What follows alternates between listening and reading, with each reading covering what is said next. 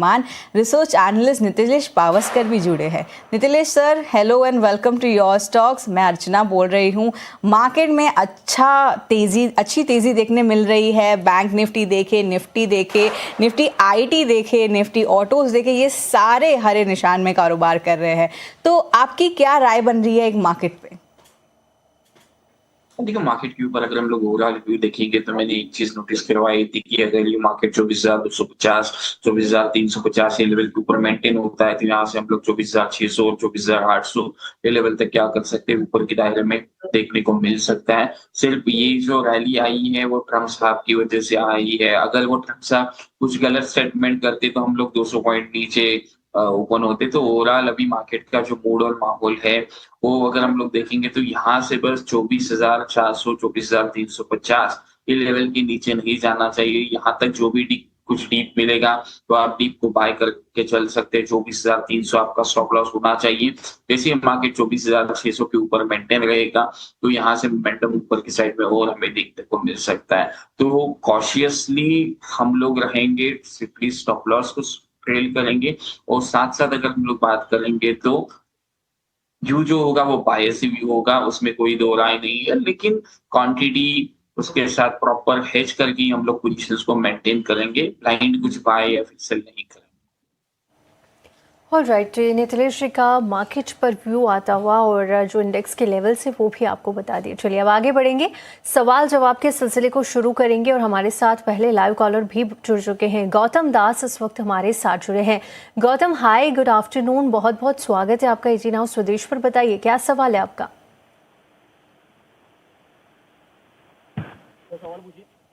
गौतम, आप सुन पा रहे हैं जी? गौतम, सवाल पूछिए अपना, क्या सवाल है आपका? नमस्ते सर, मेरे पास आईटीसी होटल का 75 शेयर है @202 जी। और क्या जानना चाहते हैं आप गौतम इसको लेकर? ऑलराइट, तो गौतम जी का सवाल हमें मिला है। आई थिंक लॉन्ग टर्म का नज़रिया लेकर चल रहे हैं और आईटीसी होटल्स के 202 पर इन्होंने 75 शेयर खरीदे हैं और फिलहाल लेवल्स पर करीब 2,500 का नुकसान होता हुआ आज की जो चाल है वहाँ पर 2.5% की तेज़ी आईटीसी होटल्स दिखा रहा है। करीब 166 पर कामकाज कर रहा है, लेकिन इनके बाइंग प्राइस से थोड़ा नीचे आता हुआ यह शेयर दिखा है। कैसे देख रहे हैं आप नितिलेश जी इसकी चाल को? First of all good afternoon. और अगर अभी जो नतीजे हमने देखे हैं, प्रॉफिट में भी बढ़ोतरी दर्ज हुई ईयर ऑन ईयर बेसिस पर और कंसोलिडेटेड जो नेट सेल्स है वो भी कंपनी की बढ़ती हुई नजर आई है। क्या आपको लग रहा है कि आईटीसी इनके बाइंग प्राइस के ऊपर जाता हुआ दिखेगा और बढ़िया रिटर्न लॉन्ग टर्म में इन्हें मिल सकते हैं? यहाँ पे अगर हम लोग देखेंगे तो स्टॉक में एक हायर लेवल से काफी करेक्शन हमें देखने को मिला है। कि बेस एरिया 155 से लेके 160 ये लेवल के आसपास आप थोड़ा सा एक्यूमुलेट कर सकते हो। नहीं तो मुझे जो आईटीसी होटल से अच्छा, मुझे आईटीसी अच्छा लग रहा है 270 के ऊपर। मैंने आपके चैनल के ऊपर भी रिकमेंड किया था 270 275 के आसपास। तो अभी 280 290 के आसपास वाला भाव चल रहा है। तो अगर यहाँ पे थोड़ा सा आपको दिक्कत लग रही है आईटीसी होटल में तो थोड़ा सा आप आईटीसी में क्या करें, पोजीशंस को बिल्ड करें। मुझे लग रहा है कि आने वाले समय में आईटीसी में 340 350 के लेवल्स भी क्या हो सकते हैं, देखने को मिल सकते हैं। आईटीसी होटल में भी कोई प्रॉब्लम नहीं है तो 155 160 ये रेंज है। आप दो में से कोई भी स्टॉक्स को क्या कर सकते हैं, पिक कर सकते हो। आने वाले समय में यहाँ से एक बाउंस बैक हमें देखने को मिल सकता है। तो दोनों मेरे लिए पसंदीदा शेयर्स है। चलिए, आईटीसी पे ये राय आती हुई नितिलेश जी की तरफ से अगले लाइव कॉलर को जोड़ते हैं। भवदीप पटेल हमारे साथ जुड़े हैं। जी Bhavdeep, welcome to your stock. क्या सवाल है आपका और कहाँ से बात कर रहे हैं आप? जी मैडम, थैंक यू। मेरा नाम भवदीप पटेल है और मैं गुजरात से बात कर रहा हूँ। मेरा सवाल है अशोक लेलैंड के बारे में, जिसके 500 शेयर मैंने खरीदे हैं। 165 है मेरी खरीद प्राइस और ज्यादा से ज्यादा 1 महीने का मेरा नजरिया है। तो क्या किया जाए, उसमें डीप में और खरीदे जाए या फिर प्रॉफिट बुक करके कभी भी निकल सकते हैं? ठीक है भवदेव, अभी आपको इस पे सलाह दिला देते हैं नितिलेश जी। अशोक लेलैंड पे इनका सवाल है, आज ऑटो सेक्टर में अच्छी तेज़ी है, 1% की तेज़ी लगभग दिख रही है, प्लस स्टॉक में भी आज 5% से ज़्यादा की तेज़ी दिख रही है और इनके बाइंग प्राइस से शेयर थोड़ा ऊपर आ चुका है, तो इनको थोड़ा बहुत प्रॉफिट भी है, प्लस वो 1 महीने का नज़रिया रख रहे हैं। अशोक लेलैंड की तरफ देखें तो 6 महीने में तो थोड़ी गिरावट दिखी है 12% की, पर 1 साल में अच्छी ग्रोथ दिखी है, 42% का रिटर्न दिया है शेयर ने।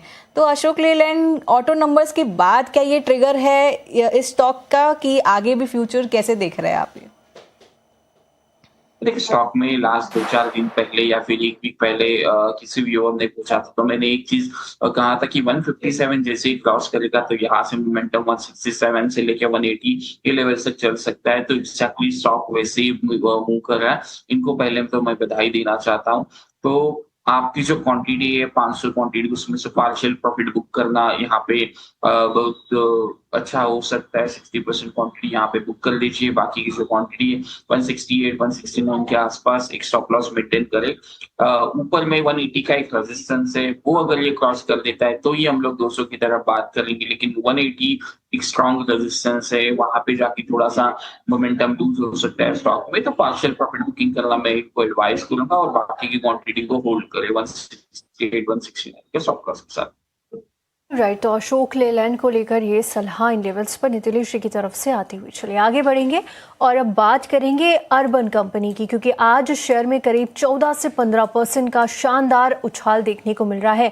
ये तेजी क्यों आ रही है, इसके पीछे क्या जी? अर्बन कंपनी देखिए, Q1 के नतीजों में जिस तरह अभिषेक ने बताया कि घाटा हुआ, बावजूद उसके जो कंपनी के एक्सपेंशन है वो काफ़ी बढ़िया नजर आ रहे हैं और जिसके चलते शेयर भी बढ़िया चाल दिखा रहा है, 14 से 15% ऊपर है।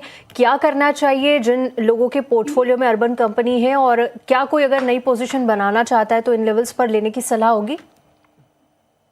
देखो, स्टॉक को मैं क्लोजली ट्रैक तो नहीं करता हूँ, लेकिन चार्ट देखने के बाद एक चीज यहाँ पे मुझे देखने को मिल रही है, 138 140 एक इम्पोर्टेंट लेवल है। उसके नीचे अगर ये जाता है तो इसमें से निकल जाना बेहतर होगा। ऊपर में ये काउंटर अगर ये 149 से लेके 150 इस लेवल के ऊपर निकलता है तो ही आप इसमें क्या करें, लॉन्ग करके चल सकते हैं, लेकिन कम क्वांटिटी स्ट्रिक्टली स्टॉप लॉस के साथ प्लान करें।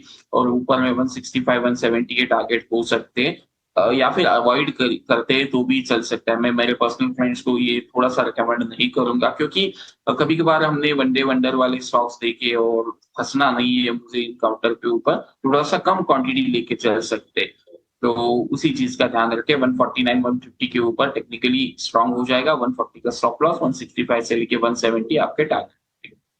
ऑल राइट, तो एक सलाह अर्बन कंपनी पर इन लेवल्स पर आती हुई। चलिए यहाँ रुकेंगे एक छोटे से ब्रेक के लिए, लेकिन आप कहीं मत जाइए। ब्रेक के बाद हमारे साथ अब नारायणा हेल्थ पर एक टेक्निकल राय भी ले लेते हैं। नितिलेश जी, नंबर्स काफ़ी अच्छे आए हैं, थोड़ा सा प्रेशर मार्जिन्स पर देखने को मिला। ओवरऑल आप ग्रोथ को कैसे देख रहे हैं आगे के लिए? मैनेजमेंट काफ़ी ऑप्टिमिस्टिक नज़र आ रहा है और अप्रैल के बाद से बढ़िया रिकवरी भी शेयर ने दिखाई है। आपको लग रहा है कि आने वाले दिनों में भी ये तेज़ी कायम रहेगी शेयर में? देखो, स्टॉक की अगर हम लोग बात करेंगे जी, तो मैं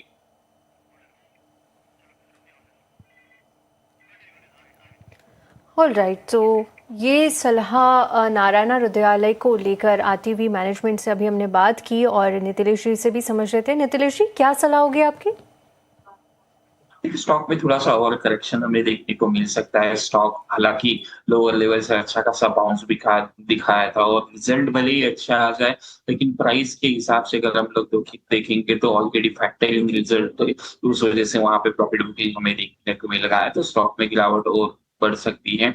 स्टॉक यहाँ से 1780 1810 ये लेवल्स पे क्या हो सकते हैं हमें देखने को मिल सकते हैं। तो जिनका भी लॉन्ग साइड का पोजीशन है वो चाहिए तो थोड़ा वो कुछ ना कुछ मुनाफा बांध के घर जा सकते हैं, या फिर जिनको भी लेना है वो 1780 के आसपास अगर मिलता है तो वहां पे ले 1740 का एक स्टॉप लॉस मेंटेन करें और अपनी पोजीशंस को होल्ड कर सकते हैं।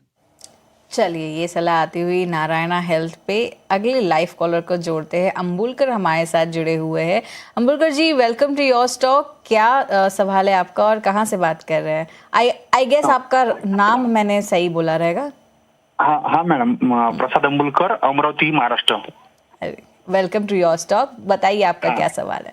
हाँ, मैडम मेरे पास है ना मीशो के 3000 शेयर्स है, 200 रुपीज, एंड रिलायंस के 1200 शेयर है, 1327 1327 रुपीज।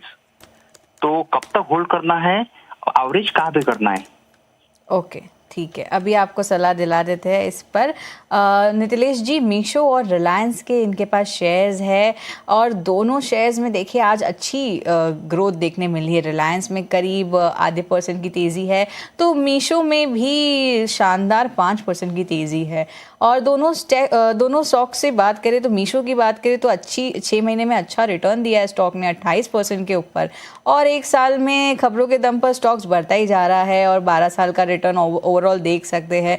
वहीं रिलायंस के देखिए तो रिलायंस के तो Q1 नंबर्स अच्छे आए थे, प्लस आज स्टॉक में भी तेज़ी है। 6 महीने में थोड़ा डाउनवर्ड्स रिटर्न दिया है 8% का, और 1 साल में देखें तो एटलीस्ट 7% का डाउनवर्ड रिटर्न दिया है। सो दोनों स्टॉक्स पे आपकी क्या राय बन रही है?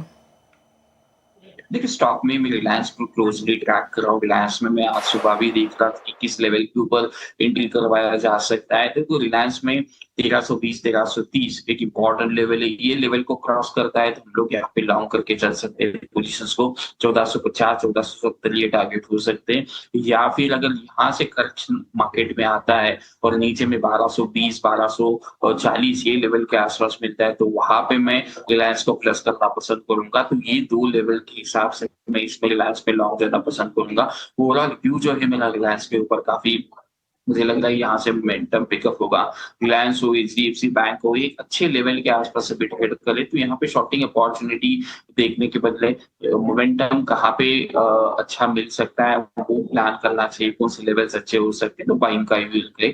तो मीशो की अगर हम लोग बात करेंगे तो 197 198 की एक रेजिस्टेंस है, वहां पे देखो कैसे प्लान आउट होता है। इस लेवल को क्रॉस करता है तो थोड़ा सा फर्दर मोमेंट हमें देखने को मिल सकता है। स्टॉप लॉस जरूर प्लान करिए 183 184 के आसपास, क्योंकि वहां से थोड़ा सा क्या हो सकता है, स्टॉक में गिरावट हमें देखने को मिल सकती है अगर ये लेवल के नीचे क्लोजिंग करता है। अदरवाइज विश्व में भी कोई प्रॉब्लम नहीं है। 197 198 वहां पे एक बार देखिए, वहां से अगर क्रॉस करके सस्टेन होता है तो फिर एक अच्छा खासा अपसाइड मोमेंटम भी हमें देखने को मिल सकता है। चलिए, मीशो और रिलायंस पे ये सलाह आती हुई नितिलेश जी की तरफ से। नितिलेश जी, थैंक यू सो मच हमारे शो पे आने के लिए और अपनी सलाह देने के लिए सारे तमाम स्टॉक्स पर।